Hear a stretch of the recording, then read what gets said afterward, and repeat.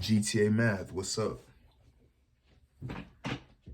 I know it's been an incredibly long time, but we here, we back. And this time we here to, do this permanently. The mentality is locked in. Got rid of some distractions. Found more clarity. It's time to work. So let's do it, right? So right now we're gonna be dividing exponentials. So when we do this, I wanna make something clear so that way everyone's on the same page moving forward. If you finish with a positive number, like b to the 8th, you leave it.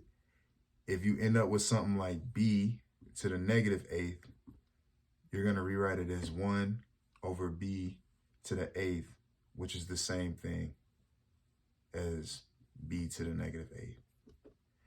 Pretty simple idea. I just want to reiterate that before we start doing these problems, because sometimes the way you write things can be very confusing, and just clarity before we get started always helps. So whenever we divide exponents with variables in that sense, we're just subtracting. We're taking the numerator number and we're subtracting it by the denominator number. So we're going to go from here, this -3, and then this -2. I'm going to do it to the side. 3 minus 2 equals 1. We keep the base. The base we already have as b. I should do green, actually. That'd be helpful. So we're going to end up with b. And since we got 1 here, we're going to make it to the 1. This is our first answer for number 1. We're going to slide over to number 2. We have m to the 6 minus 4. We're going to take this number up top and we're going to subtract it by this number. So really we have 6 minus, and then we have a -4 here. I'm going to put it around in parentheses. -4. And we know that these two things multiplied together create a positive. So it's really 6 plus 4, which equals 10. We're going to keep our variable, which we named as m. So we have m, and then we're going to take this exponent, the 10, and we're going to add it up top. And then this becomes our final answer, m to the 10th. So the formula for doing these is really just taking the numerator variable and its exponent and subtracting it by the denominator variable and its exponent. We keep the exponent we have. We change the exponent we have. We keep the variable. All we're doing is subtracting. Sometimes we might be adding like we did in this problem here. Sometimes we're subtracting. Let's move on to number 3.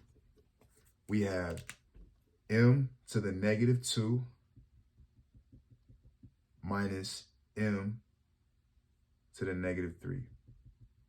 So off to the side, I'm going to take these numbers and I'm going to do some subtraction, right? So we have -2 minus, and then I'm going to put -3.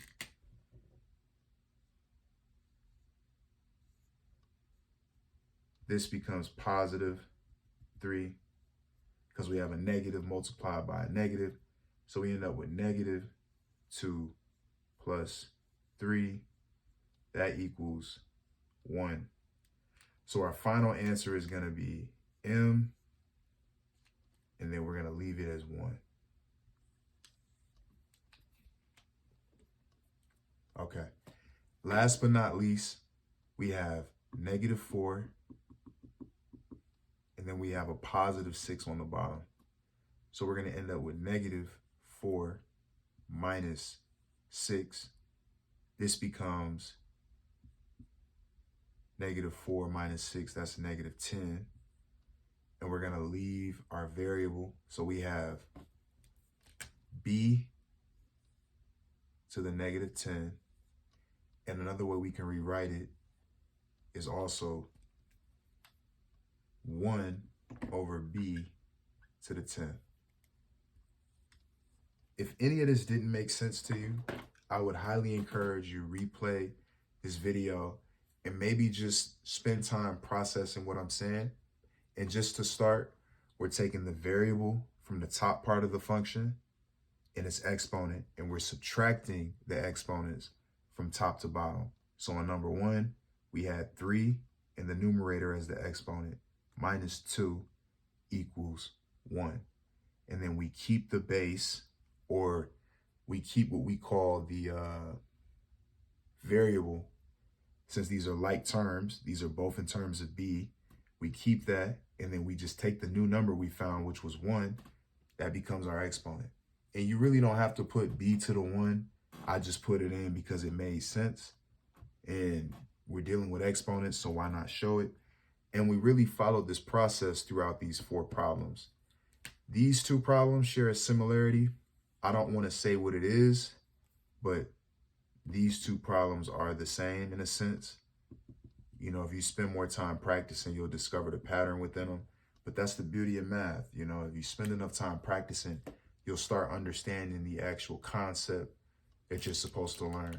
These 2 problems are very similar. You know, I made the evens and odds relatively the same, just changed the approach of the numbers and, you know, did a little manipulation. But yeah, these are just probably the 4 most common variations of dividing exponents or exponential powers you'll see. If you have any questions, please feel free to comment. If you have any ideas of videos you want me to work on, leave it in the comment section. You know, I really want to be a resource. I don't remember everything off the top of my head, you know, from calculus down.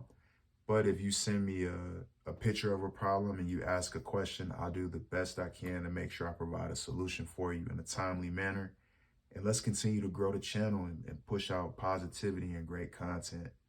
So let's continue to learn, love, and grow together. And although we're going to lose some along this journey, that just means there's more room to gain new people, new experiences, new everything.